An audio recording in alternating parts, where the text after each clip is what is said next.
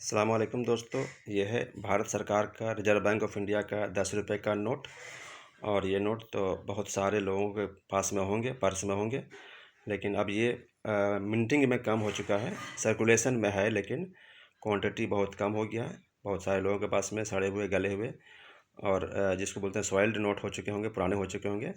मैं जानकारी के लिए ये वीडियो बनाता हूँ ताकि रिकॉर्ड के तौर पर आप लोगों के पास में रहे।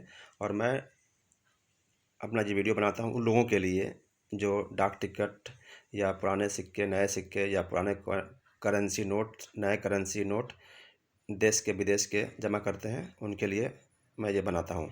डाक टिकट जमा करने वालों को फिलाटेलिस्ट कहते हैं और कॉइन जमा करने वाले को नुमिस्मेटिस्ट कहते हैं।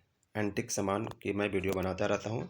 मेरे और वीडियो की जानकारी के लिए आप मेरे चैनल को सब्सक्राइब कर लें ताकि हर नया वीडियो आपको मिलता रहे। आइए इस नोट के पीछे थोड़ा पलट के देखते हैं इसमें क्या क्या है।